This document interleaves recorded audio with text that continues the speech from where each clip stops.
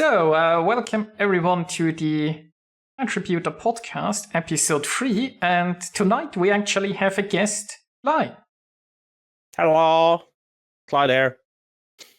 Some random guy we picked up off the street, pretty much. Yeah, never heard about him. I think he's some kind of streamer or something. Just Possibly. like Pointy. So, why don't you introduce yourself, Clyde? Tell us a little bit about what, and plug your channel, obviously. Yeah, I'm ClydeThaMonkey. I've been streaming. I've been streaming World of Warships since the end of CBT, which was in 2015. So I've been streaming that for too long of a time. So I've been around the block a few times now. I don't think I've ever taken any breaks from the game or whatever. So I've been constantly streaming it. It's a main game of mine. So yeah. English streamer only. I'm from Norway, but I found that's pretty awkward streaming in, so not big of an audience either. So I decided to do it in English, and yeah. Well, I don't follow my cat, by the way. Three people in Norway, so that's fair enough. Yeah, roughly it's me, Boom, and yeah, that's about it. Actually, it's two. It's two. Yeah. Okay, then I guess we can start. There haven't been too many dev blogs recently, but obviously what's been recently announced is how they're handling the Friesland with the new upcoming Dutch.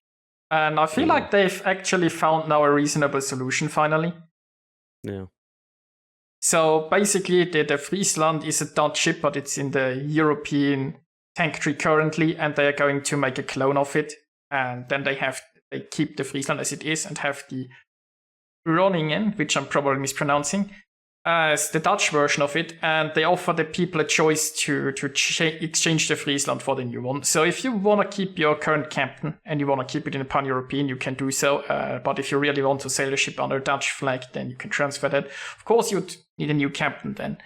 So, but I feel like it's a pretty fair solution. What do you guys think? Yeah, I would say it's fair. Yeah, I'd agree with that. Yeah.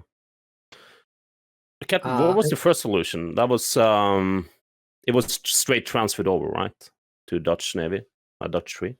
I think that when they first announced it, they wanted to transfer it to the Dutch. Then people complained, and they said they're just going to keep it in the EU and make a new ship. And then they said they offered exchange. So it actually has been a pretty good evolution.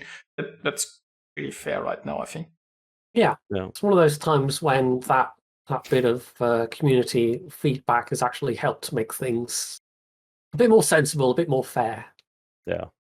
I think it says, if I bring up the article, so yeah, it's a complete copy, and if you choose to keep the Friesland and don't do the swap, it seems like you will also have the option to get the Groningen alongside the Friesland for either 1 million free XP or in the armory for 19,300 doubloons.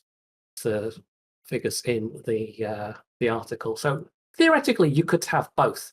The one thing that won't be able to be transferred, though, is the captain. If you do decide to make the swap, the captain that's in it will not go with it, essentially. That'll stay in the European tree. I mean, you'd have to be really in love with this ship to buy 19,000 doubloons to get a second one that's the exact same with a different flag. 1 million free XP is not terrible, though. I mean, if you really, really like it, that means you don't have to necessarily spend money on it.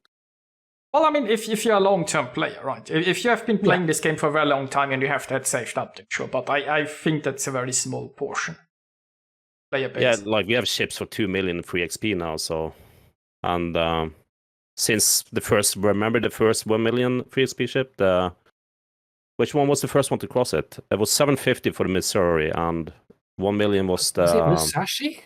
Was it? That might be. Maybe. But It feels like it so kind of long ago, makes sense. especially Like in 1 the million game is now. not that much really these days because of how many signals and flags. Well, I say that, but there's less signals now because limit stuff. But yeah, like altogether, it's easier to make free XP these days. So 1 million is gonna take some time, but like we had the Hayate for 2 million free XP, so it's not that bad, I guess. Yeah.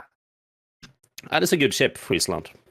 Even though I do mock it sometimes for being a little bit weak when it comes to pushing battleships or cruisers because rip tops. Yes. So other than that, it's a fun division ship.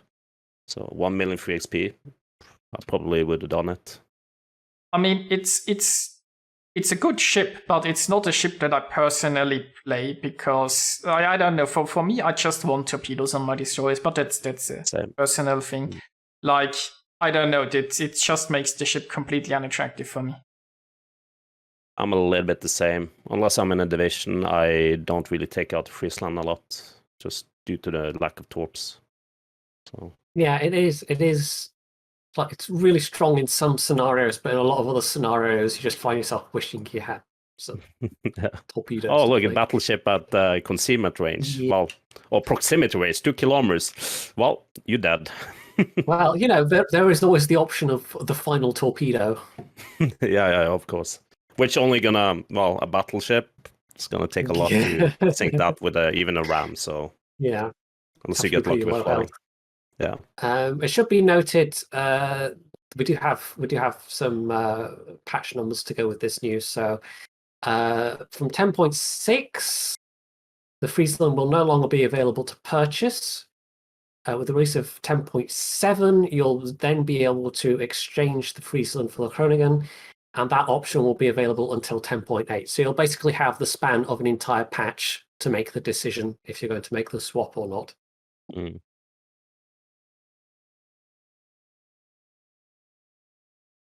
I think that's about that as far as that little bit of news. The only other dev blog article has been on the new submarine test, and of course that's actually just the PTS has just gone live as of a couple of hours ago. So I don't think either myself or Atam have had a chance to play that yet, but I believe you have, Clyde. 2 matches. One match with 4,000 damage because I was too busy diving and just checking the scenery, and then I ran out of juice and had to surface and I died. That was 4,000 damage. But second game, I started like trying the other things. The ping seems a little bit better now. But I had some weird things in the end. It was only me versus a New Mexico. Right before I hit the last tops and sunk him, there was actually some drops above me, but I couldn't really see anything in the patch notes. There was no CVs in the game either. That was a CV-free game, but something dropped from planes above. Is that consumable on battleships now, maybe?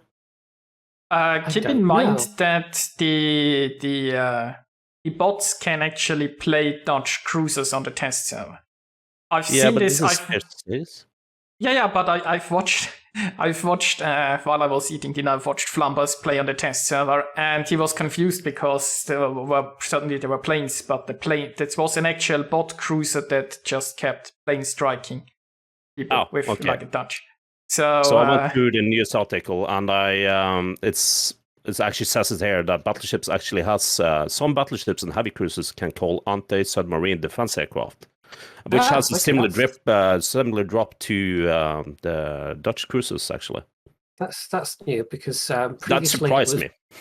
Basically, didn't they have that in the last test? Some cruisers? I didn't. No, destroyers could drop depth charges, and then some cruisers could also drop depth charges. I thought some battleships also had the planes. Or did I just announce that I didn't play the last time.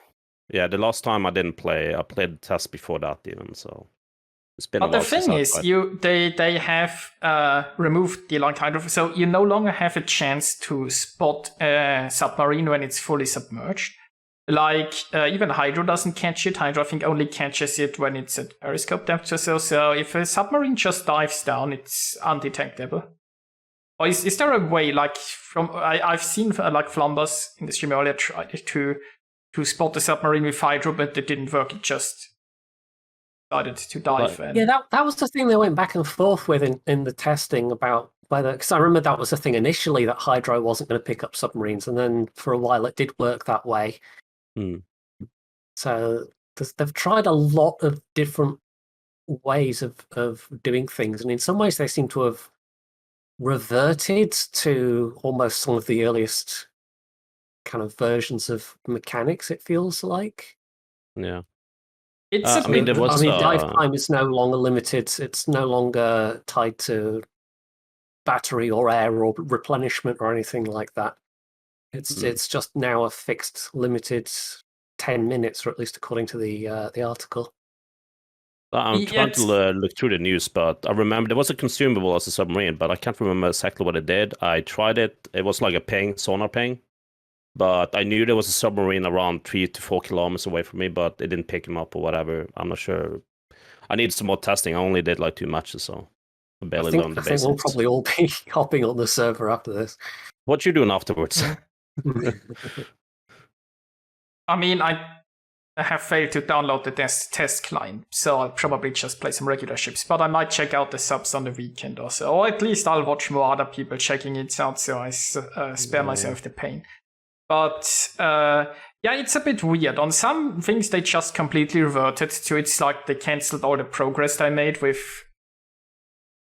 like how they do the battery and such. And also like in the dev block, they said something about, yeah, submarine will have like 10 minutes, but the low tier submarines have like sometimes only 4 minutes of diving. And that's a bit like, it's a bit shit. Yeah. Like obviously low tier games don't tend to last that long on average. Like higher tier battle, but there are 20-minute battles. There are 4 minutes of diving time in a 20-minute battle. That's just bullshit. Yeah, it's 5 minutes for the T6, the one I was in, but I can remember. I think it was one of the skills that increased it a little bit. I guess There maybe are the two German submarines, right? I think the one had 5 something and the other had 4 something.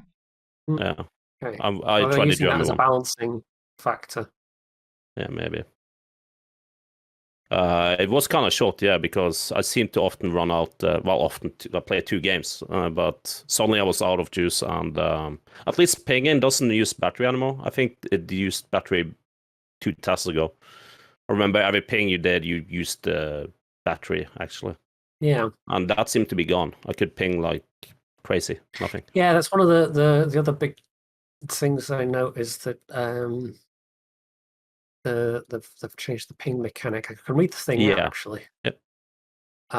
Sub-torps have had their damage lowered, but their chance of incapacitating modules has been increased. Torps no longer ignore torp protection when there is an active effect from 2 sonar pings, and that was the thing they were testing for a while, which arguably during that test subs were a bit OP. If you could get the 2 pings and effectively get like Citadel-sized hits on ships, it didn't take many of them to chunk huge amounts of damage off. Emitting a sonar ping became more convenient. The camera now automatically follow the target when aiming the sonar the way it does when aiming guns with other ship types. That sounds definitely a bit more comfortable. Emitting a sonar ping temporarily increases subs detectability. Torpedo guidance towards ships marked with sonar ping was improved. Okay, that's interesting. Now sonar pings mark both sides of a ship, and torpedoes don't lose guidance even if the marked ship target ship turns the marked side away. And a ship hit by a sonar ping will be able to see a marker similar to that, a radio location skill showing the direction from which the submarine's ping came from. So you have a rough idea of where a sub is going to be pinging off, firing off its torpedoes from. Notice one thing with the pinging though. It has the same kind of problem with last torps. If you launch torp close to an island, it's often not deep enough or whatever, and it just crashes into the island, even though you see it's clear water. Mm-hmm.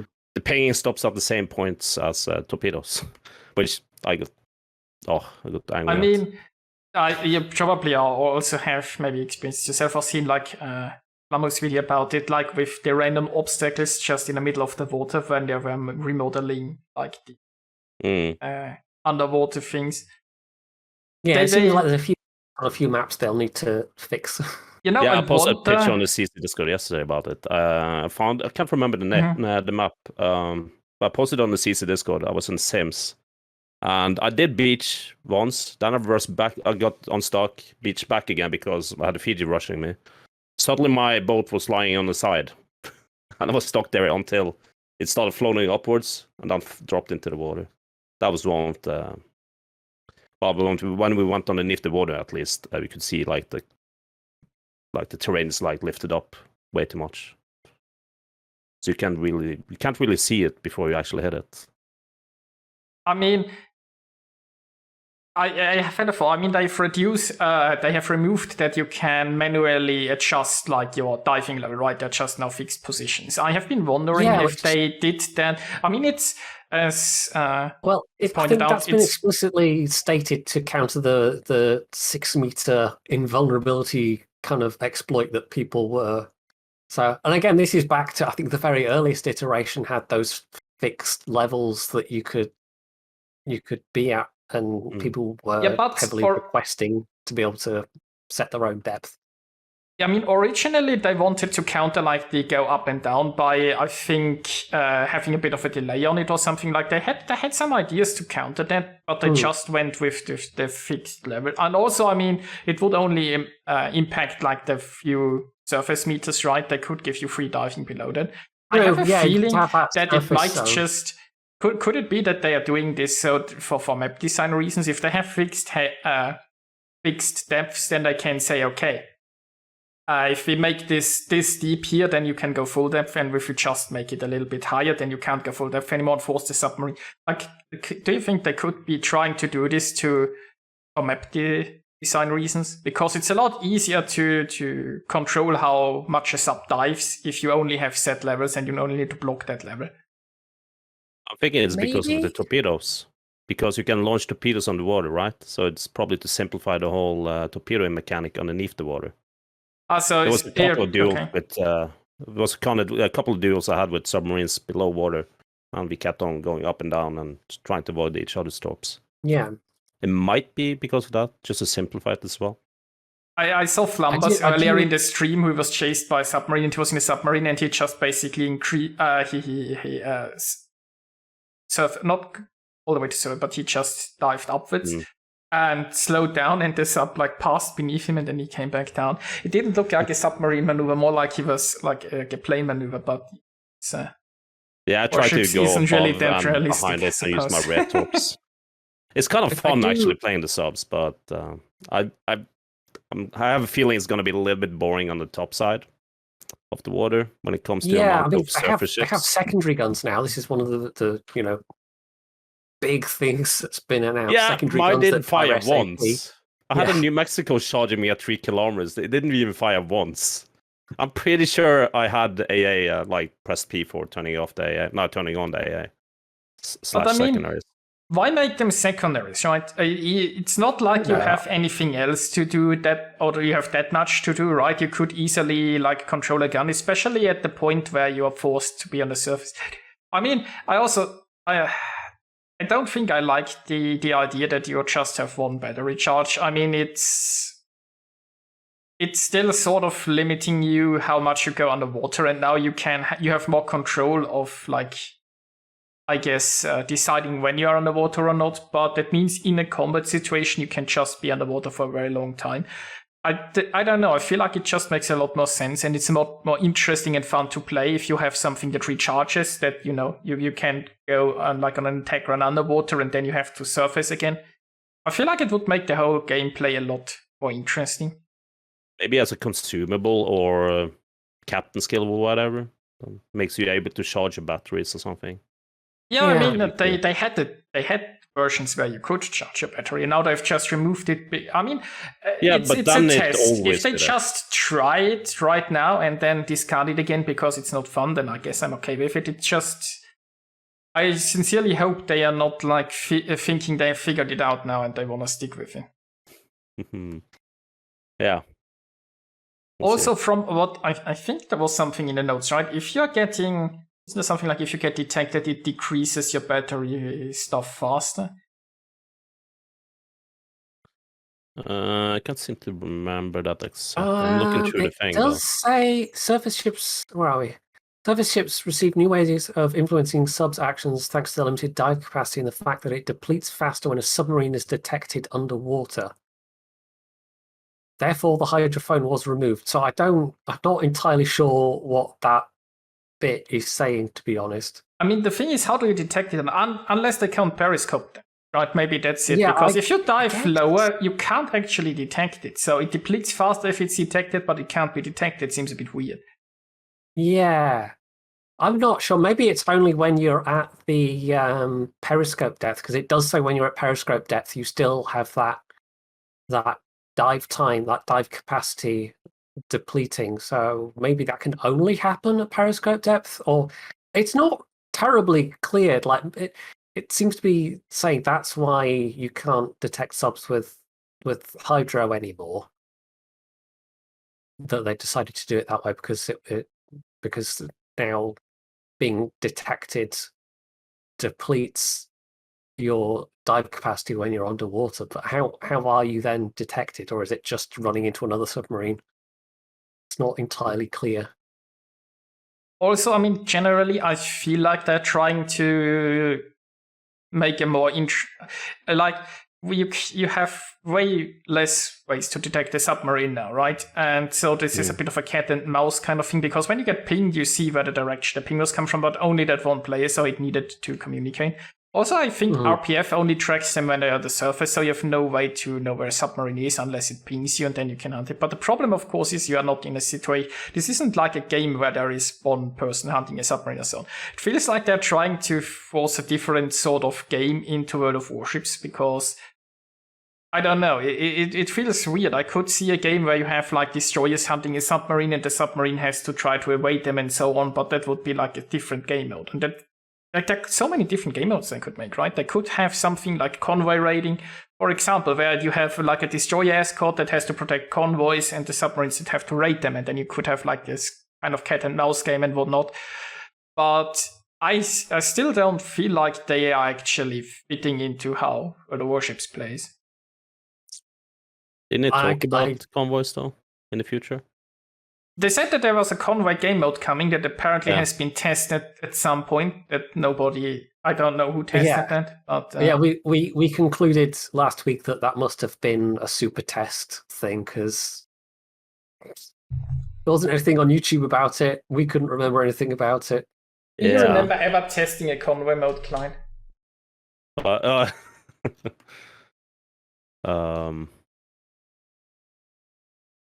can't find that. No. But that would be cool though. Conway. I mean, honestly, just generally, like more game modes and more stuff to do would be interesting. I mean, there are a lot of things that they could be doing, but they just aren't. It feels like in the last years, mostly they've just been working on making new ships and have somehow neglected a little bit other parts of the game. Like, I mean, actually, why is arms race has never been really added? They used it sometimes for ranked or so, but what's wrong with arms race? Why has arms race never been actually added to the rotation, right? I haven't really heard anything negative about it. Most people I mean, have, exactly. Like, I mean, everybody seems to hate Epicenter, right? A lot of people don't like standard battles, but for some reason they are good enough, but arms race isn't. I don't know. It's like it felt like they finally had an interesting new game mode to add, and then they've used it in ranked and on multiple occasions, and then they've just been like, I don't. How long have they tested for? Like 2 years?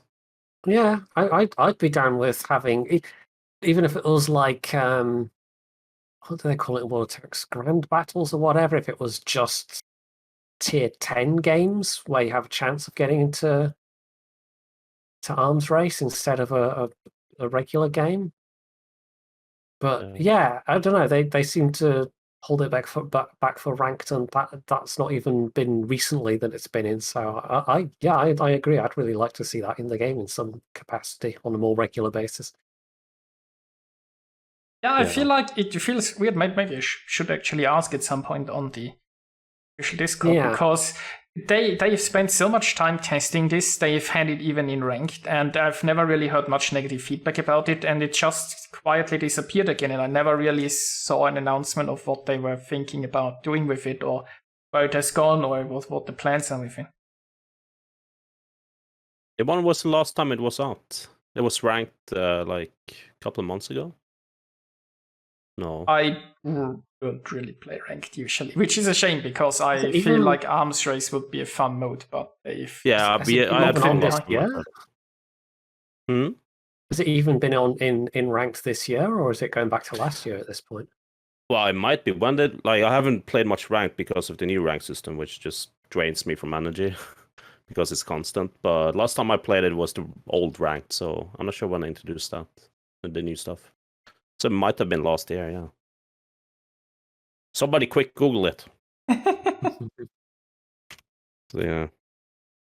New ranked. Just Google that. This was posted in February 21. Key features of the new system, blah, blah, blah. Yeah, so it could have been like last year. So at least a half a year ago since then. It's been a while. You have standard battle, though. That's fun. An epicenter and the fantastic. I always roll my eyes when I get one of those. Oh. Right, I can find mentions of May last year. Oh. Wait, it can't be that long ago. What? Yeah, that would have been a year literally ago. just scrolling through random. Yeah. I mean, to be fair, the last year was a bit messed up, so, you know, my perception of time might also be messed up. Yeah, we had ranked sprint in 2020, April. Ranked sprint arms race. I'm not sure if that's the latest even. Yeah, that's the latest one I can find, yeah, April 2020. It might be, yeah. Might be that long ago. It's over a year ago. Holy shit. Okay. Yeah.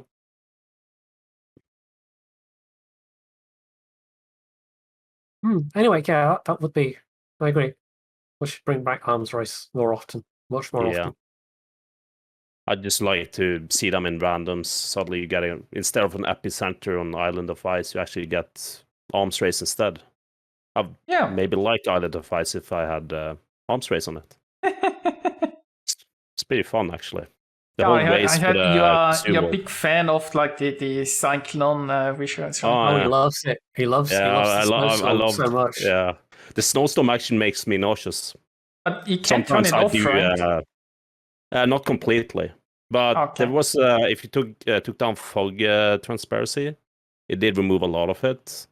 I got some tips from some viewers. I had to constantly like charge and like yolle and almost truing the game, just because I couldn't play it because I get nauseous by the motions across the picture. So that was not great. So yeah, give me a non-cyclone and arms race. Thank you. Not gonna happen. I still disagree on the cyclone part. Oh, I hate it. Unless I'm in a full health battleship. When I'm in a healthy battleship and cyclone starts to... But the thing is, every time there's a cyclone, there's always that team that fight hard about the caps. They're low health. They're just protecting the caps. Then the cyclone comes in, and the full health battleships on the opposite side just smashes through them.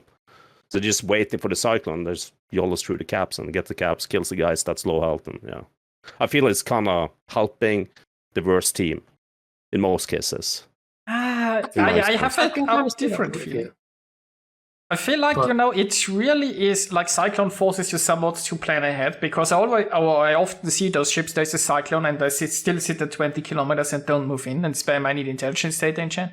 Because, I mean, on one hand, I guess Wargaming does a very bad job of telling people how Cyclones work, but on the other hand, there are a lot of people that just don't think ahead and then are just useless. And it allows you to, like, flip the game around, because, so many people just don't seem to want to get close, understand how a Cyclone works. It's very frustrating because your team is probably also not understanding how a Cyclone works. But for me personally, I just feel like it finally gets rid of all this camping, right? It finally forces people to move forward. And even if I'm like, let's say I'm in, okay, the morning at least as raider, but even if I'm like in a more squishy cruiser, I always welcome a cyclone, no matter whose side is favored. But that's I guess me personally. I tend to play I a bit don't know. aggressive. I don't like when a full health battleship charges in at me and have 8 kilometer concealment, and I've been fighting hard on that cap, and I'm in a cruiser that, yes, finally got the cap. Oh, there's a Musashi there at 90% health. At 8 kilometers, I'm dead. So this is like my track record with Cyclones. There's a guy in the chat called Boom who says he thinks you're the best streamer ever. He wanted me to relay that message. Wait, are you streaming? Oh. Yes. Oh, I didn't know that. Okay. Well, Boom, go F yourself. There we go. Oh, wait, so Pointy is streaming. I didn't know you streamed Pointy. No, Atam's the one doing the streaming at the moment. Atam, I was checking, but you was not live, so... Yes, and then the podcast, the video will go up on Pointy's channel. There you go. I have it now. Yeah. I think we've kind of moved off subs, and we'll definitely have more to talk about next week with those anyway. So shall we move on the topic list? Oh, yeah, sure. There was one other kind of news-ish thing in that recruitment tokens are transmogrifying into community tokens. So you'll still be able to get them through the recruitment center, but you'll be able to get them in new ways as well. Yeah. For doing things like playing in the public test or from Twitch drops. But it seems like there's a capped amount. I don't know. There is a news article. I'll post it in the chat as well. But, I mean, yeah, it's interesting in that. Oh, I got timed out by your bot. You should learn how to ask for permit. Yeah, I didn't even think about that. But yeah, it seems like overall a positive thing, especially as there's going to be now a lot more rewards for them. So there's going to be all the usual rewards in the recruiting containers, but there's now also premium ship containers for tier 5 and tier 7 available for rather hefty amounts of points, but still that's potentially quite nice. And there's also a whole lot of permacamos, including some rare ones that people might have missed that you haven't been able to otherwise get up until now, like the 303 Squadron RAF camo for Bishkevitsa, or the ocean liner camo for Normandy, for example. So I quite like this announcement overall. I think this is a nice expansion of what's otherwise been one of the more niche in-game currencies. And it's a good way to get people to play on the PTS as well, I suppose. Yeah, it's giving better incentives. Also, like you now have the same account, basically, right? So you don't need to request it. They're making it easier to access PTS, and they're giving more rewards, which should give them more test data. So that are very welcome changes. The question is just, are they going to use that test data then? Yeah. Well, not for, evil purposes, one hopes. I don't even know how you would, but anyway. But I just like the fact that there's way more rewards now, and there's more ways of earning them as well. Because I've got a few, but I've only ever had like a couple of people sign up through my recruitment link. So yeah, and the fact that everyone can get a recruitment link these days, and a bunch of people, it's not hard to find the game. You don't even need somebody's recruitment link, so it's kind of it sort of felt like a bit of a dead end up until now. I only had one that was active. I had 3, but only one that's active. I've been struggling saving up for the double container thing. It's taken a while. I've never posted my recruitment link. I actually quite wish you could just get the gift container for your recruits and not have to get the container yourself, but this is what it is. But anyway, yeah. I see there's a rare camouflage, skull permanent camouflage for the New York. Yeah, I wonder if that's a new one. I don't recognize that one. I only know that one that looks like paint is like falling down on the side of the ship. It's like it's black kind of and there's white. Yeah, that one. Kind of icicle one. Yeah, I've actually got that on my New York.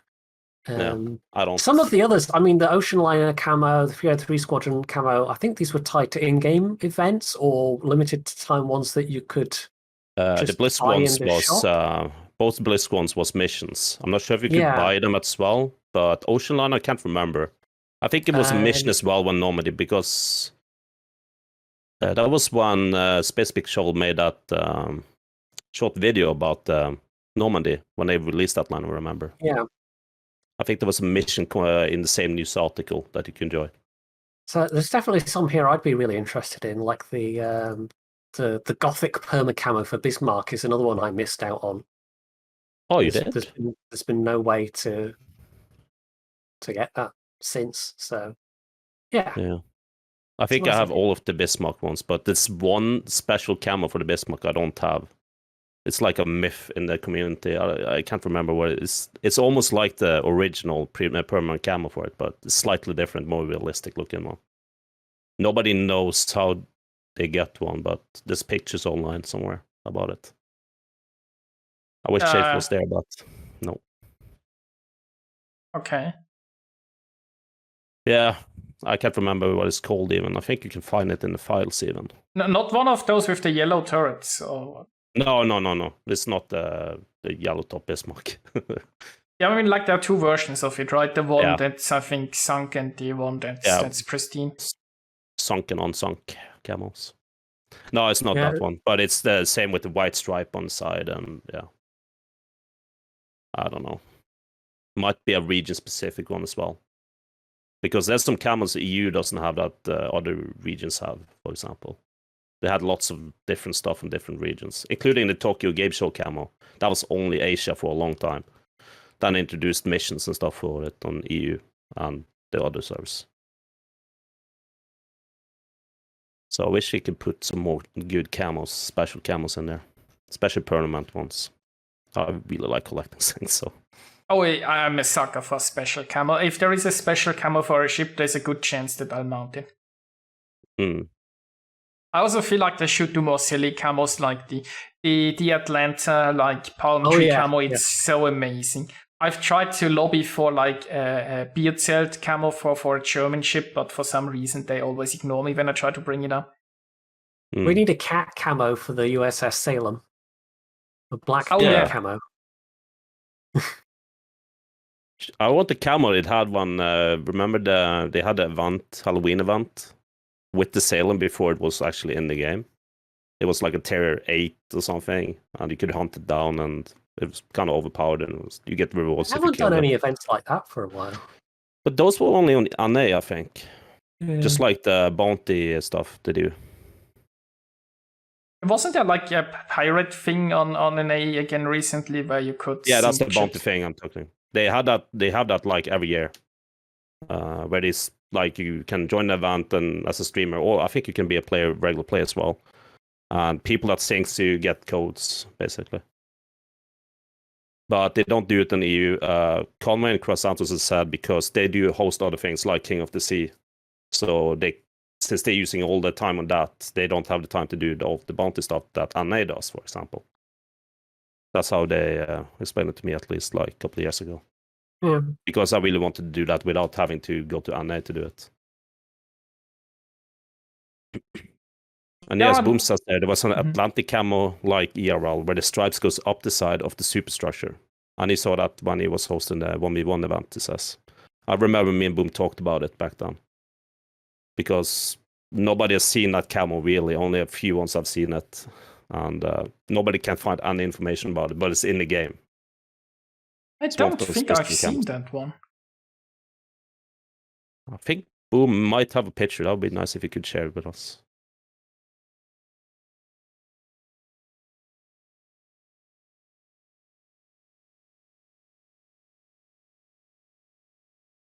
Well, while he's maybe finding that, should we move on to... Yeah, I think he's going to find it.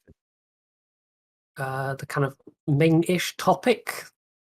Well, we've already had a good chat about subs, but yeah, Captain Rework is the main thing we're going to talk about today. Now that that's settled in a bit. Yeah. And actually, it'll be interesting to see. I haven't seen it yet, but I mean, the article on submarines does mention, I believe, that there's new captain skills meant for subs. So presumably that's been added as a separate Oh yeah. tab of skills. I mean, I haven't checked out PTS yet, but I guess you could. But I would suspect that all skills that they have there are preliminary because, I mean, they haven't settled in how subs are going to work yet. So Yeah. it's hard to make skills if you have no clue what's actually happening. I think the majority of the skills, though, are related only subs. I didn't really check out the other captain skills on other ships. I only played 2 submarine games, that's it. Yeah, They I mean, had their own stuff. So no, yeah. If they introduce something, it would make sense that other classes get some skills to deal. I wonder if they're going to modify skills of like existing skills, if they're going to add new ones, or if they just completely ignore it and be like, yeah, there are subs, but there is no skill you can take to help you fight them. I would think they would have to modify some existing skills at the very least. I mean, you can't just Maybe RPF is going to be changed even. plonk in a whole new class and then not have anything in the existing skill ecosystem that kind of takes any notice of that. Maybe torpedo reload skill is going to be including deep depth charges. Maybe they can probably modify some of them, just include some depth charges or whatever you fight them with. Yeah. Maybe some plain consumable things like for the battleships, since apparently it can drop on you now, which I didn't know before today. So maybe there's some skills related to that as well that are going to change. We'll see. So yeah, what's your overall take on the like? Do you think like there is any improvement with the new camera? Are there any more diverse builds? What has been like your impression so far on this? I don't like the fact they changed names on things. That was pointless. There was absolutely no reason to change names. But other than that, I actually kind of like it. There's some skills that I still think should be just thrown away because it's mandatory skills. Should be baked into the ship or whatever, like some skills in the past. So like concealment expert is like almost, there's no other skills to pick on DDs there. You should pick it. Unless you're in a good bot though. But I feel it's more variety, but I still feel they need to tone down the points you have to use for a fun secondary build. I don't know why they're punishing fun builds that's ineffective, not overpowered at all. Why do they have to make it so expensive? And I don't feel it's worse now, just slightly worse with secondaries. I do play a lot of secondary brawling ships. I don't feel it's too much worse than in the past, but it's just too expensive. It's way too expensive. There's no reason behind it. Why should it be that fucking expensive? I mean, what bothers me the most about this is that there are no secondary defensive skills, right? You basically you can build tank or you can build brawling, but you'd need tankiness if you go brawling, not for sniping, right? So there is just they really should include defense when you get close in some way. I feel like that would make a huge difference. If you have defensive skills that are better when you get close or something like that, just to encourage brawling or like just make them into the secondary spec. I do like the change where manual secondaries shoots secondaries from both sides now, but it's focusing one ship, but they can still fire on the other side of the ship. That's kind of neat. Makes the whole brawling thing much more fun. So there's definitely some more fun aspects of the new captain skills. And I like the fact that it's separated into classes. I think that's one of the best changes. Yeah, that absolutely was the best. The overall change. I mean, it did slightly hurt some of the special captains in that certain of their special abilities were only available on some class trees. Oh yeah, of course. There's some skills that doesn't exist anymore on. Yeah. So there's no survivability expert battleships anymore. But yeah, overall, that was definitely the big positive, and I'm kind of neutral about the increase to 21 points overall. Yeah. I mean, I'm definitely kind of on board with what you're saying about like the kind of nerf to the secondary builds. Didn't really feel like it had much point to it. But overall, I found it just a bit disappointing in that for the vast majority of ships, there is still really only a single viable build. There's not that much room for experimentation or doing different things compared to, but it hasn't really improved over what we had previously with captain skills. That there's still quite a lot of skills that are just fairly mandatory. And so previously, a lot of my captains on a lot of my ships looked exactly the same, and that's still the case now. It's just I can have my special captains be in different premiums with different sets of skills has been the main benefit personally. So I found it kind of a wasted opportunity, to be honest.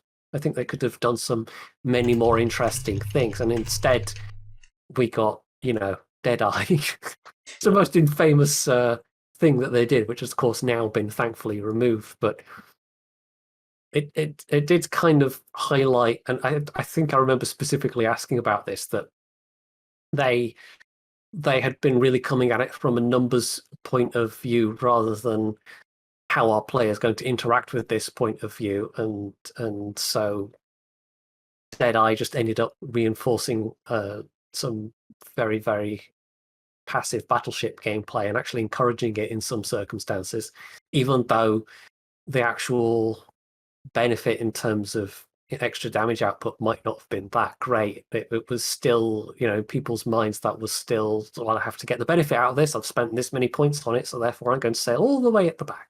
Yeah, that was my main issue with it. Just encouraging more passive gameplay.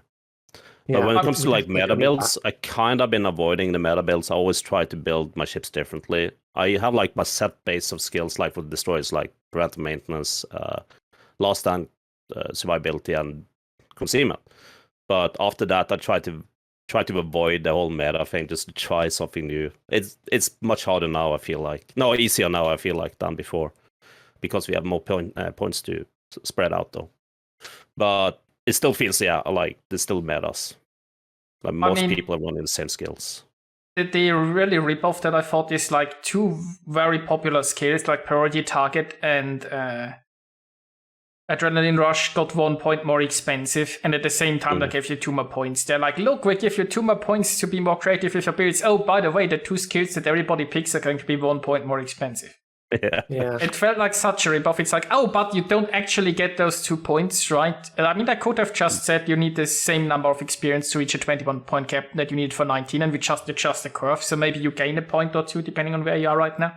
But instead they said no, you gotta grind an insane amount of experience to get those 2 points back, and we're going to hold the skills hostage that you like. It's just such. It felt like so fake when they said, "Hey, we give you more points to play with," when they don't really give you the points, and then they make just those skills more expensive. That they. It wasn't a rebalance in that regard. It was just, here's more grind. Yeah. Yeah, and as Jedi said, I feel like there isn't that much more diversity. There's a bit more diversity, I feel like, in my cruisers. I mean, okay, granted, when I play destroyers, I mostly like sneaky torpedo boats, right? So they all kind of have the same skill. There might be a little bit of a change if I want the consumable expert, but it used to be the same, right? Some destroyers have good consumables, others not so much. But other than that, I feel like all my destroyer builds look the same. And I mean, they used to look the same before that, right? My battleship builds, there is a brawling and a tanking build. There is 2 options, and they all look the same. For cruisers, there might be the odd skill and things. There is sometimes, because I'm just nostalgic. Sometimes I skill anti-air on a cruiser, and I'm sad because it doesn't not do anything. Yeah, a lot of the AA skills don't really feel like they're worth the points. Depends on the ships, I've noticed. Some ships just it does work on, but some just no. Some but it's of the mainly destroyers, Atlanta, for example, now. Yeah. Work. Still some of the ships. destroyers I've put the shorter sectoring cooldown on, because that can be handy sometimes. But yeah, it doesn't really feel like you can build.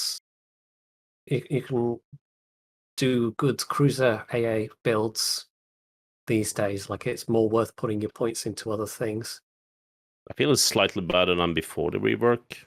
Oh yeah. I mean, before the rework, you could spend 4 points to make your ship worse. You could really literally make your anti-air do less damage for 4 points. That was amazing. And they kept that skill for I don't know how long in there, because I don't know, maybe they knew the rework was coming, so they didn't care. Now at least anti-air skills make you actually do more damage, not less. But it's not an amount that makes too much of a difference on most ships. It's a bit sad, but I feel like in many ways the whole rework was a wasted opportunity, right? Because you now can make specific skills for a class, right? You could focus on their tasks. You could use the skill system like to get battleships to try to be more tanky by offering them better options to do that, right? You could try to get destroyers maybe to do more. I mean, okay, I don't know, but you could technically make skills that synergize with spotting or whatever, right? You could have skills that trigger if you get a certain amount of spotting experience or like spotting damage, right? You could have skills to basically encourage good play, but they didn't really do much with the system. They mostly just split it in different trees, have the same sorta-ish skills without any innovation, and yeah, it's just more grind. I mean, things like the AA battleship skills largely look like the cruiser AA skills, for example. Anyone that's played, especially the high tier battleships, knows that getting your AA stripped away by HE is kind of it's a big deal, and yet there isn't any skills that addresses that. This is just as an example.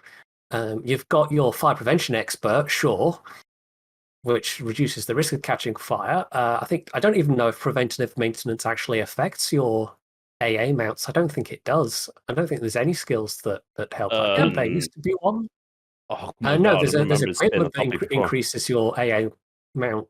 You could potentially auxiliary armament survivability, but there's no captain skills that reflect that, which would be. And then, you could take the equipment and the captain skills and synergize a little bit with the equipment that you are using. But yeah, there's nothing like that, sadly.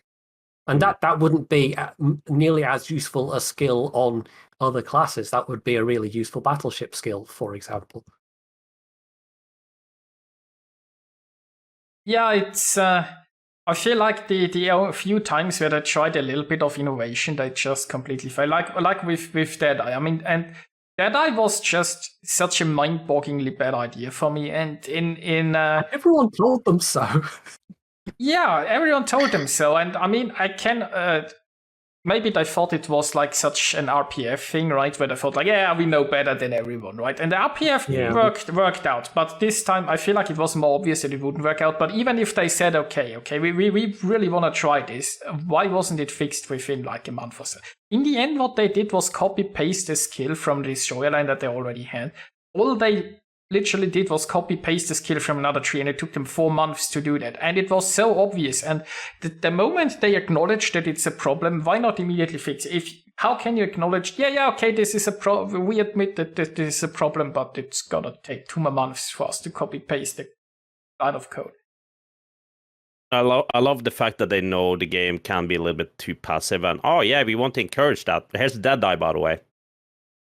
Yeah, I mean, that works out. Especially considering things changes they've made in the past. For a while, we had that plague of nose-in, bow-tanking stationary battleships. Yeah, and then they introduced the Royal Navy HE BBs. I think that was probably one of the counters for that. That really helped as well. So now the battleships are even further back when it's an HE spamming battleship. So. Oh God, they're really good at coming up with these ideas. I missed old times sometimes. The things what they also haven't thought through, like Walkham's argument was like, sniping is a viable playstyle, which, I mean, I'm a bit debated on that on battleships. I feel like you do need battleships to tank, but if you have enough battleships, it's okay if some is a little bit further back. Like, I mean, Yamato has been in the game for a long time, and it's not really a pushing battleship. And Yamato, you have no problem with the existence of a Yamato, right? But the ships, the sniping battleships, have never been balanced around the fact that there is a skill to make them stronger. So you have already the sniping battleships like the Thunderer that was like a top tier battleship, right? And you're like, why don't we make a skill that basically makes the top tier battleships like better? While we don't really offer anything better for like the secondary playstyle or so on. So now we're just going to improve the most toxic passive playstyle that's already on the top, and that definitely doesn't need improvement. Like alone from the logic, like there, it's a bit weird to me, right? If you wanted to introduce a sniping line, you'd have to nerf every basically long range battleship first, and then have the sniping skills to kind of bring them back up to the level that they used to be. And I mean, that would have been an interesting thing, but that would have needed to nerf a lot of things, right? If you had like, if you say like, okay, you nerf every long range performance of those with sniping ships, and then you offer them a sniping and a tanking trees kind of ish, and you can get back to what battleships were if you want to stay at range, but we now make tanking a more viable option because, you know, you gotta choose now. So. That could have been interesting. It certainly would have been a lot more involved. And would have had to have a lot more thought put into it than let's just add Deadeye.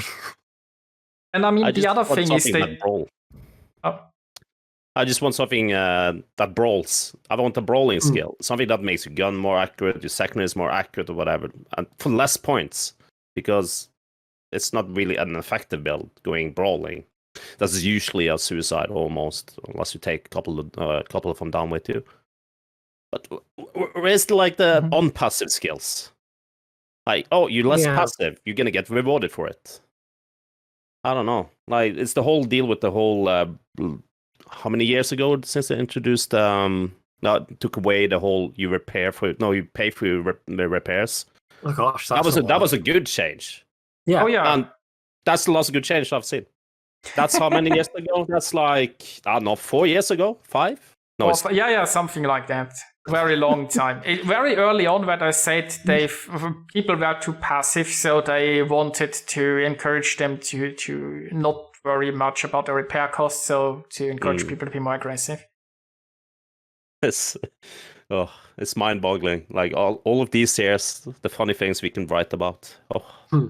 And I mean, I don't think anyone ever listened, but I've tried suggesting some skills, like, or talk about things like, you have right now a skill that triggers, like, when your secondaries shoot, right? You get better main gun reload, which is a nice thing for secondary build, but why don't you get something like less fire duration? Faster flooding repair, better cooldown for damage count, better cooldown for heal, right? Make it so if you manage to get close, or if you get into this brawl, to enhance your survivability, give you a chance that you can actually survive long enough to brawl. If you better damage reduction when the enemy is farther away, or there are so many ways you could do things that reward you for getting closer, that encourage you to get closer, and that give you the opportunity to get closer. I think, in a way, I mean, that's kind of made me think that the only skill tree in which we did get anything like that kind of change made was with the CV skills, where you can take captain skills that quite drastically change how your fighters work. That you can swap fighters for, interceptors? And so that then does quite heavily change how you use that consumable. And so, yeah, you could absolutely envisage them doing something similar and having a captain skill in the battleship tree, which changes how your repair party works or how your heal works. Oh yeah, like, I haven't even thought of that. Yeah, but they could have just skills that affect your consumables, especially since repair party and damage con is something every battleship has, so it wouldn't even be specific to a certain... Yeah. It feels weird that the kind of most, in some way, interesting change got relegated to the CV tree. I'm shocked, I tell you. Yeah. No, but I Surprised. feel like I like to play a lot of role playing games. I know Jedi does too. I'm not sure about you, Clyde, but I feel like when you go into like role playing games, there are so many great things to learn from or take inspiration from. It's not like World of Warships is a realistic game, right? And with all the consumables and stuff and like the kind of abilities that ships have thrown on them. And role playing games for a long time have had like tanks and tanking skills, and there is so much to be inspired from, right? Or there are so many good skills because games have figured out how to make like tanks more tanky or reward them for tanking for years. But I don't know, World of Warships is just like, yeah, I don't know. Let's have Deadeye. I really hope that we don't have to wait too long before we get another refresh that's more interesting of captain skills, because I don't know, it would be such a wasted opportunity if like that was it, that was the big change we got, and then maybe we get some tweaks when submarines come along. I mean, didn't they say when they made like the Deadeye change that the next change is going to be like in autumn? Didn't they say like so? Yeah. They have now made a small Okay. change in the fourth quarter or something. Okay, well, we'll have to keep our eyes peeled for that then. I wouldn't expect much. I would expect them to be like, yeah, this 5% increase is now a 6% increase because our spreadsheet shows that's a bit more appropriate. I don't know. I highly doubt that there is. I mean, you know, what also baffled me once again about this whole Deadeye thing, if you make a change that's so controversial and that's so hated, and that everybody is like, that you must expect that it could go wrong. Why don't you have a backup? Like, if I'm a company, or if I'm like making something that I know could backfire greatly, then I so have a backup option. I'm like, okay, we really want to try this, but if it doesn't work, we can immediately pull the plug and replace it, right? It seems like despite everything, they were completely caught off guard. Even though after 1 or 2 weeks, it was clear that it was a bad choice. It took them, 2 months to acknowledge it, and then 2 months to fix it. It's like, I don't know, it just feels so sad because it wouldn't take an awful lot of time. It would have been so easy to do. It would have been better for them even. It feels like they just hurt everyone. They hurt themselves, they hurt the player base, and for no reason. And this is really the saddest part, because it's something when really nobody profits, right? It's something where everybody just suffers and there is no point. It certainly didn't seem like they made it a particularly high priority. Like if it's a sort of thing that they potentially could have fixed with a micro patch, even just changing that one captain skill, and here's a refund for people that spec that captain skill.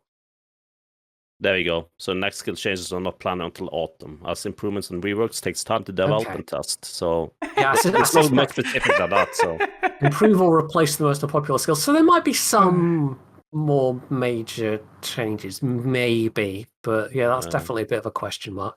It takes time to test, just cracks me up. That's such an... I mean, they should have put a kappa in the end of it. Yeah. It feels like every time you leave feedback as well, it's just... No, we have a different idea, and it's always the same response. Almost always. Gotta be honest, I kind of gave up on the detailed feedback forms. Same here. It kind of it felt really like I was just feels throwing them into the void. Maybe 2 years ago or so, they have just decided that they don't care anymore. They just have a vision. They're just going with it.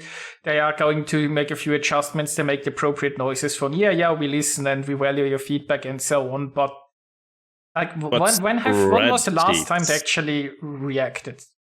Yeah. I don't even know. It's Probably like back when we could still show NDA ships. Yeah. When was that? It's like the Smolensk and so on. Like all of the feedback we gave, every time we gave feedback, it was spreadsheets. It's literally that's what they said. Like our spreadsheet says this and this and this, and after that I kind of gave up. I rarely leave feedback anymore. I don't feel I'm doing anything useful. I'm kind of going back to that point of it feels like they don't always take the player experience No, into it's account more even a fun. little. Yeah, they it have their own. feels to me like the company has probably grown so big. Like it was smaller in the beginning. The game was smaller, and they cared a lot more about people's opinions and the people working for it. Probably more people in wargaming played the game themselves who are passionate about it. And as a company grows, you just hire people for the job, and they are not really interested in the game itself, right? They are just hired to program things. And it just feels like that these days, like a lot of the balancing department, they don't really understand the game itself. They have a spreadsheet and they have numbers that they want to reach. And they say like, okay, it's balanced if it has about this amount of average damage and about this survivability and maybe about this win rate and so on. And they just have like numbers and they just tweak numbers until they get numbers. But they don't care, has this ship a role in battle? Or what is the role? Or is it fun to play? Is it fun to play against? Well, it feels like the only thing they take into account is the numbers, and as long as the numbers are okay, they are like, yeah, life finds a way, right? If it's within those numbers, then we don't care. We don't care if there is any reason for this to exist, if it has a play style, if it works good or bad in divisions, if it's like, who cares, right? And if nobody likes the ship, it's okay, because there's plenty more where that came from. And if it's too strong for some reason, then we just, get rid of it again. Yeah, it's about, like, for example, small lands that can make a guy really miserable. A bunch of guys, actually. Yeah, sure, the small lands overall might not have a high win-loss, but it's still a fun police. A big fun police is gonna ruin everybody's day on the opposite side of that island that is spamming over. But the spreadsheet doesn't take account for that, so you kind of lost there. I'm not sure what the stats says about this for Smolensk, but I'm pretty sure it's a little bit above average, maybe. See here, Smolensk. Yeah, Smolensk, I think on paper or on a spreadsheet 49. Was never that overperforming. 49.7 is the win-loss average on EU, that is. I'm not sure how that is compared to other cruises, though. Let's see here. I have to remove that. So cruisers, no. You want cruises only. So Titan. So the highest one is Stalingrad, and about all of the 3 steel cruises on top. Then we have Petro, Venezia, Colbert, Alexander Nevsky, Henri, Des Moines, Booster, Puerto, blah blah blah blah blah, and way down on how many places down? 3, 4, 5, 6, 7, 8, 9, 10, 11, 12, 13. 15 place you have the Smolensk. Because it has a low win-loss ratio, it's balanced, but it's one of the most unfin ships to play against. But it's low win-loss ratio, so it makes up for it. The thing is, the Smolensk, I kind of give up. The Smolensk doesn't have the Smolensk is a pure damage dealer, right? It doesn't really it doesn't capture anything. It doesn't like radar or so on. So it's probably not the best to carry. And a lot of people, they're just sitting in the back somewhere and they're spamming, and they're getting decent damage numbers, and they're very toxic to play against, but they probably aren't like carrying the team that much. That's a problem. The Smolensk is designed in a way that it's really toxic to play against, but in the average person's hand, it's probably not overperforming. It's just doing like it's just bad game design in a sense. It's I think you could equally make those points against the Thunderer as well. It can be very toxic to play against. Yeah, people get confused every time I play the Thunderer and I use AP. They go mad in chats. Why are you using the AP? But yeah, I'm watching the average numbers of the Smolensk is like on the 5th place with 77,000 average damage, but win-loss is way lower than, for example, the Stalin with 87,000 average. But this is just unfun, and spreadsheets doesn't care about fun. Here's the thought: what if they'd made the Thunderer AP only? It's fun playing AP only as well, because I don't know, it feels like a big cruiser. I like it. I mean, Thunderer would totally work with AP only. I mean, they wouldn't have to make it AP only. They could just, nerf the HE to regular battleship levels, right? Most people used it with AP as well in the start when it came out, because, well, it was good AP. Good against cruisers, accurate. I mean, a good Thunderer player is going to use them about equal, I feel like, because it has very powerful AP and very powerful high explosive, and there are plenty of situations for both. And that's what makes it such a strong ship, because, for example, you see an angled battleship, yeah, okay, you just burn it. You see a broadside, yeah, you just delete it with armor piercing. Problem is, like, the HE is so good that there's no point going for AP most of the time. I do have expert loader, but every time I see a battleship, I just shoot HE at range. The HE is just too strong. I never liked the BB meta after the Royal Navies got released, to be honest. I was hoping for a line of spot fights, but yeah. But the only ones that don't fit in are the Queen Elizabeth and the Monarch with the 15-inch guns. Yeah. Which only have, I think they still have the extra pen, but they don't have anything like the extra fire chance. No. It's just entirely regular. So Queen Elizabeth is more, I feel myself it's more effective with AP, actually. Yeah, I played like would the say boss so as well. It's a boss fight with better AA. Well, it doesn't matter, but well, it used to have. It used to be the best AA battleship. Manual AA on manual that. AA, but not anymore. No, it's not anymore. But you know, you just mentioned expert. Actually, a question I have for both of you: how often do you use like things like expert? Personally, I'm not a fan of expert loader because it feels like in many situations I just much rather use the wrong ammunition and then go through the full reload for the right one instead of just going expert loader, because oftentimes, even with expert loader, the reload is too long and I can't really take opportunity. Like, yeah, I have high explosive loaded and the ship shows broadside. Even with expert loader, by the time my armor piercing is ready, the opportunity will be gone anyway. Depends on the BB for me. Well, it depends on the ship for me. I use it a lot on heavy cruisers. I almost always use it there. But battleship, it depends on the reload overall, because sometimes the reload is so long the opportunity is gone anyways when you go from HU to AP. I found myself using it a bit on the Italian battleships. I don't know if I use it much on other ships, though. It's not a skill I've ever used that much, generally, to be honest. I started using it mainly on heavy cruisers after... what was the captain's name? John Doe. Well, Steven Seagal. With the special expert loader on the Des Moines. That was, love it. And after that, I started to see benefits on the heavy cruisers at least. Because reload is much shorter than a battleship, so you can't take advantage of the situation. Yeah, I mean, if you have like the 75% on a Des Moines, for example, that's a very fast reload. You can definitely like switch in the use like an opportunity. But I feel like it's a skill that I see a lot of people spec, but personally I found it very niche. What? How many points is this? 1 point, right? Yeah, it's just 1 point. Yeah, but still, it's I often just go for something else. Because it's like one of those waste a point kind of skills. Either because you're waiting to get 21 points and just respec later, or because after 19 points it takes a while to get to the next level. And I mean, so waste a point there. It's a waste of points. That's also such a sad thing about the rework, right? So basically, there were like about 2 tier 1 skills that made sense in the old system, right? Like priority target maybe and preventive maintenance. So that was kind of the only 2 tier 1s that made sense for the most part. Zero carrier.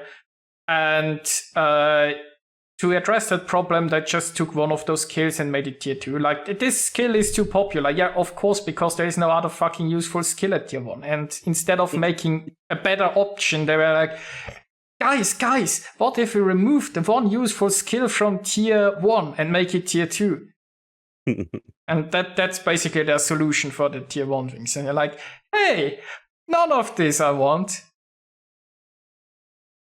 Yeah. It kind of feels like that, yeah. I often have, like, when I've done my main build, it's like, I have 1 point left.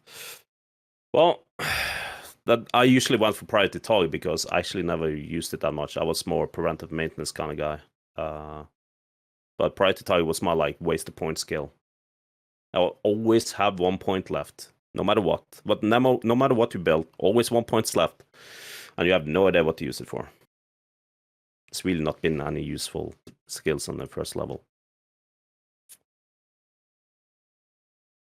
I mean, I think cruisers and destroyers now get the turret traverse skill as a 1 point skill, but that kind of got effectively nerfed when they made it percentage based rather than. Yeah, that's right. Like it's less useful than before, or it's less effective than before. I mean, I think it's still used to work. Isn't it still 2 points for cruisers? Destroyers is 1 point now. No, it's 1 point for cruisers. It's 2 points for battleships.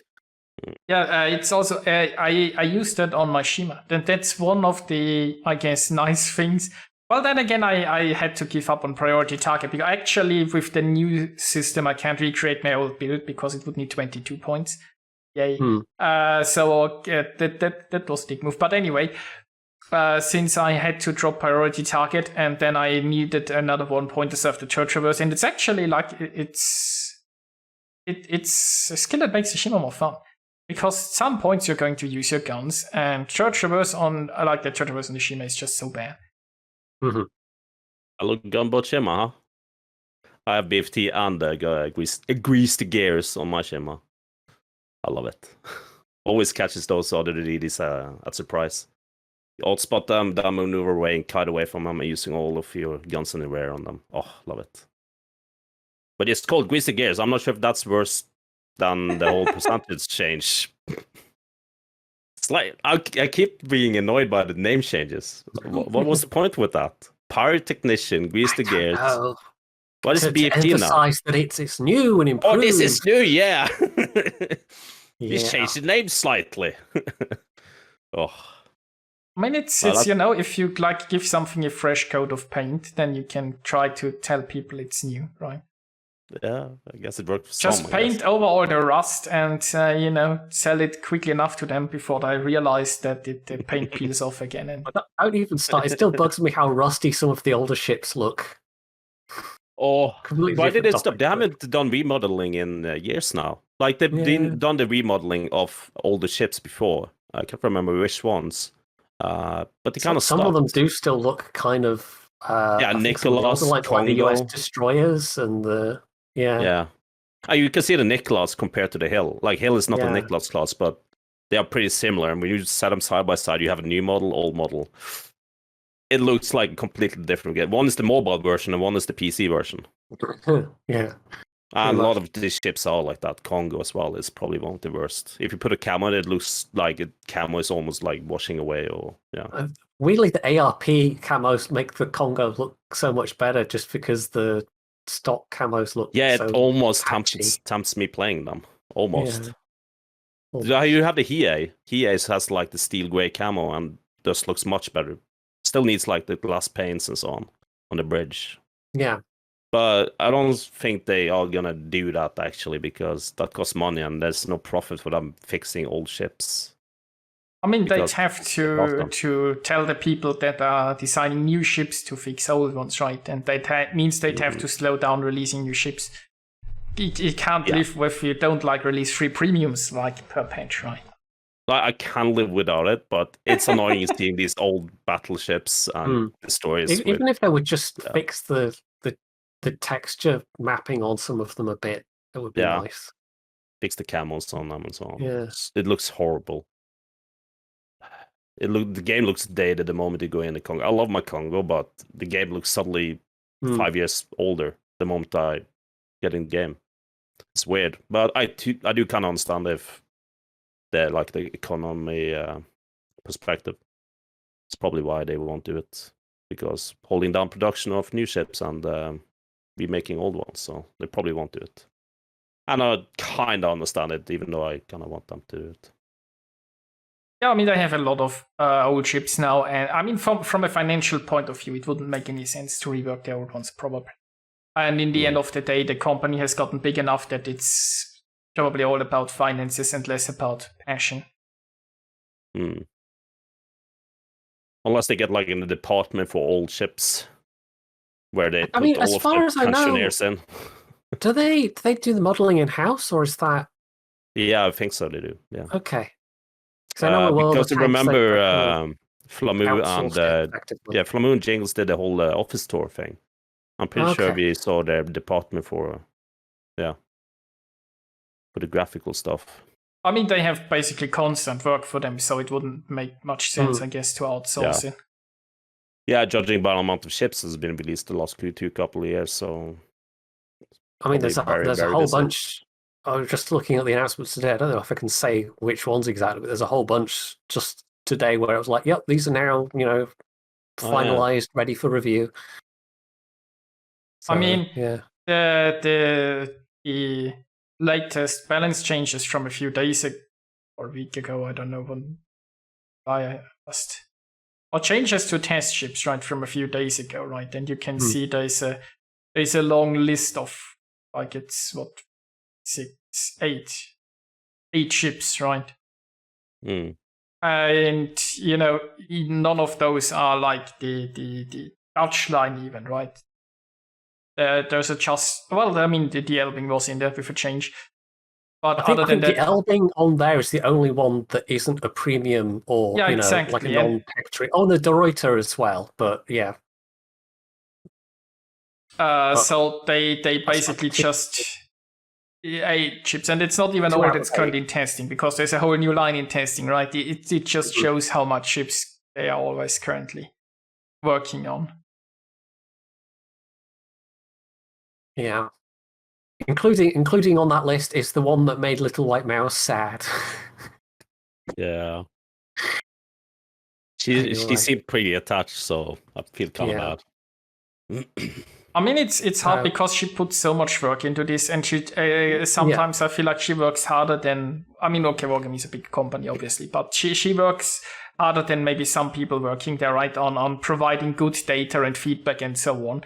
But even like with the level of detail she has, it feels like they just don't. Yeah. I mean, in a way, she has the advantage of she's not, like, she's just doing it on her own time, more or less. So she's got if she wants to do that kind of focused deep dive, she can do. But yeah, maybe it'd be nice if they had someone on staff that also did a similar thing. I don't know.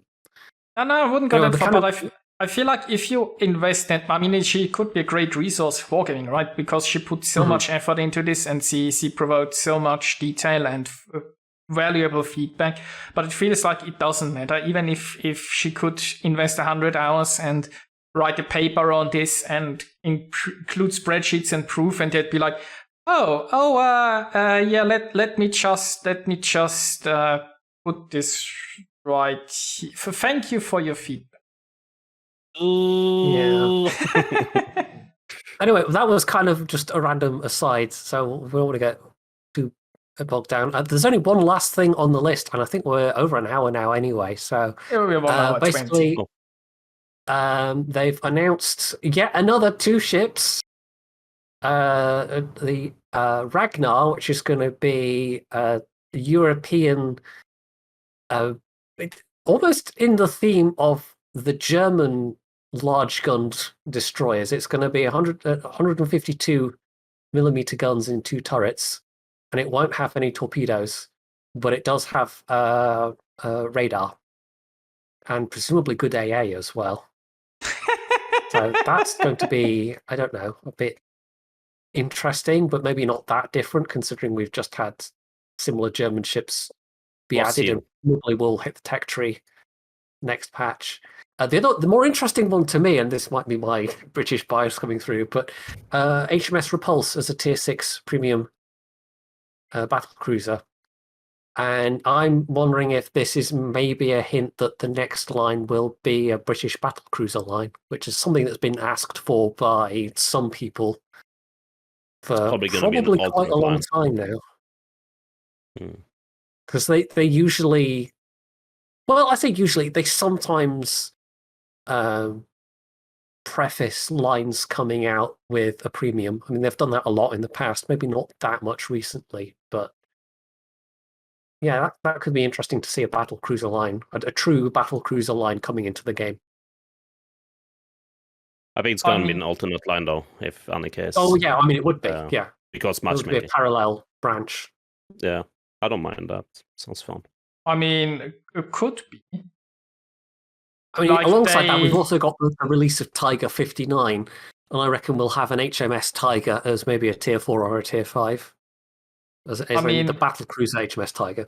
So they had like Italian... This is speculation on my part, but... Yeah, but like they had Italian battleships, then German destroyers, then Dutch cruisers, so battleship line again, wouldn't be too far off. Or I don't know, I could also just like do Russian carriers, I guess. Well, they managed to squeeze out the German carrier line, apparently, so... I bet those will both happen someday. And Italian carriers, don't forget Italian carriers. Oh, yeah. famous for that. SAP bombs and rockets and SAP torpedoes as well, probably. And rolling smoke on the CV, so every time the CV gets spotted, it smokes up. Yeah. Automatically smoke consumable, by the way, because you can't handle pressing that R button yourself, so it's going to be automatic. So yeah. But yeah, the Ragnar one, I'm not a big fan of German destroyers, but I kind of like testing these new type of German destroyers.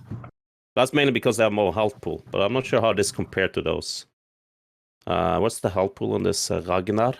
It doesn't. Oh wait, no, it does. Hang on. Ship characteristics. I can't see it in my 26,500. Okay, and it has a heal, I believe. Yeah, heal and what's the radar? Yeah, they have 256. 20-second duration, 7.5 kilometer and reload range. Reload time 2 minutes. So yeah. And the repair party is action time of 14 seconds. But on my page, it doesn't say the health per second, though. I'm not sure if you have it there, Pointy. Doesn't say on my list. It say this? On my list, it only says action time and reload time and charges. I mean, those numbers are probably going to change anyway after testing, I would assume. Yeah. It is interesting, though. I kind of like this new playstyle of DDs, since they got more help. Like, yeah, you had big guns on the old German DDs, but they didn't have the pull to deal with cruisers. These new German DDs kind of was a little bit different playing. I know Z31's kind of, like, whatever, but I've been certainly in testing. I can say this now that they're out, apart from the Elbing, of course, but they are interestingly different as kind of like cruisers. But it has really good AP. It has the big problem that all what I call gunboats, like Russian DDs, French DDs with bad concealment but good guns and so on. It's your team demanding you to cap and spot and do all of the things, while the Minotaur that has better concealment than you is sailing far back and asking for that spotting and support and capping, which he can do better than you. If I'm ever playing my French ones with no concealment, yeah. Or, yeah, I remember when we tested the French. You were not the happy camper with those. I remember that. Yeah. I was one of the few actually liked some of them. I've grown to like the higher tier ones, although I haven't really played them so much because you can't get a range boost from AFT anymore. So, I don't know. Yeah, I'm using module, the range module. Yeah, you can use the module still, but you don't. Yeah, I don't know. Anyway. The only problem with the Frenchies I have is the lack of heal. Like the moment you lost your health, you're useless. Is what I feel like. You can't do anything because of the concealment. That's why I like the Russians, because they have the heal as well. And the Swedes. Yeah, the Swedes as well now. And I'm looking forward to it. It's like a proper Viking boat. Ragnar looks and everything. So that's kind of cool. Just looking at the now that I've noticed there are stats on this page, Repulse as well. So it's going to have 6 15-inch guns, presumably the same ones as Queen Elizabeth. But nearly 20-kilometer firing range, which is definitely better than the QE. So that's... there's the link for that. So you're telling me they are making probably a long-range high-explosive sniper at tier 6? Well, that 15-inch HE, like we said earlier, it's not great. I don't think they like to make an AP shooting a British ship after Hood. Hood and Warspite is the only battleships I really enjoy. Well, actually, I do like the Duke of York as well. Well, they changed the AP fuse timer on Hood, didn't they? I don't think they've done that with the other 15-inch ones. No, it's only Hood has. Well, isn't it Duke as Hood's well? Doesn't have a special AP? Oh, I can't remember with the Duke of York, but I think they have different as well. The Duke of York and the KGV are 14-inch. 14. Yeah. Which actually, even though it's smaller, I think they have better fire chance. Smaller caliber gun. But yeah, it looks like, it's going to have worse armor. Yeah. Let's see, 30-second reload. Shell stats are probably the same. 4-kilometer AA, that's probably... that's kind of not anything special. Nearly 32 knots speed. So yeah, it's only going to have 6 turrets, 6 guns, long range, fast speed. So that should be... I don't know, that might be quite interesting. 30 knot ships at tier 6. We have Dunker And what else? Yeah, is there's not many. I'm trying to think now. Yeah. So Fuse is like 24, 25. Bayern is probably Bayern something is- like that too. Yeah, I think the most of them are around 25. So that's gonna be like the Dunkel lacks the gun. Ep.3 gun- Friedrich is fairly fast. Oh yeah, we have the Ethel. Yeah, Ethel Friedrich. Yeah, I mean, with the Sierra Mike flag, you're going to get that up to like 33 knots. I That's do going to like be my pretty fast fast for battleships. Tier 6. Andrea Doria is about 28 knots. Oh yeah. I think Mutsu is nearly 28 knots. Mutsu? Yeah, well, with Sierra Mike flag on mine, Oh. it's just shy of 28 knots. So it'll Yeah, be like because- 26 knots, something like that. I seem to remember Nagata is around 26. Yeah, That's it's actually good. faster than Nagato. Huh. Not by a huge amount, but yeah, it is faster. So there's not that many fast ships at this tier. So having that speed will actually be potentially quite useful. Mm. So yeah, that could be. I mean, it depends if they decide to put some gimmick on them, but if they just make them fast but relatively be fragile Please be ships, AP. maybe, I don't know. It doesn't sadly tell us the AP arming time. I just want the British AP spamming a ship, not the HE spamming a ship. They're more. I find them more fun to play than It just says it's mindless AP HE. and HE. It's not AP only, sadly. Oh, 2.0 Sigma though, so this ship has slipped my mind completely. I only thought about Ragnar was one of the new announced ones, but I did hear about Repulse, but haven't read the information before now. This looks good. 900 meters per second as well, so decent shell velocity. I mean, it's one of those classes that it's been long overdue having the was it the R class, Revenge class? Was Repulse one of those, or was it? No, the R class were slower super dreadnoughts, weren't they? I think those are just other ones we don't have. Oh yeah, no, the R class is different. My knowledge is too limited when it comes to ships to answer that, I'm afraid. Yeah, I'm checking Wiki. It's a renowned class. Yeah, it's a renowned class. Renowned class battle. Okay. You're Brit, you should have known this. We had so many classes of battleships, man. Yeah, even the cruiser classes confuses me. Yeah. For the Brits. That's some confusing stuff. Looking forward So yeah, to that'd that. be an interesting potential addition. Please don't ruin it. Please don't ruin it. Please don't ruin it. It's gonna be ruined now. I mean, it would be nice if they made it like armor piercing only, or so, like fast ships with just armor piercing, maybe slightly squishy. We haven't Not had too long range. the only AP only ships are the Royal Navy cruisers, light cruisers. You need something else. That's a good gimmick. Less HE, more AP. Oh yeah, I would totally subscribe to an AP only battleship line. Well, I mean, you say that we're also having the Druid in testing at the moment, which is AP only. Have you said anything about that at all? Or I mean, we can literally say it's an AP only destroyer. We can't talk about it's still under NDA. anything exploring it. So I kind of met one on the stream. I tried to avoid looking at Devian just in case. As far as I know, and I could be wrong, but it's all right to talk about stuff you could publicly look up, but the main stuff that's NDA is anything talking about player experience, like your experience playing ships. Yeah. It's kind of hard to like, we've been shot at by the Druid and you're gonna mention that his AP on your angle battleship doesn't do much, but then, I'm breaching NDA now, shit. I mean, we had a question last week about the Dutch cruisers and the bomber thing, and it's like, well, it's really hard to talk about that without then getting into subjective experience of playing it. So it's like, well, okay, yes, they have the bombers, but we can't really talk about, I'm being bombed. That's all I can say about that. I'm not going to say what I feel about after I got bombed by the Titan Dutch cruiser. I'm totally speechless in case of NDA breach. But it involves planes, we can tell you that, Yes. Planes will drop things on you. That we can definitely confirm.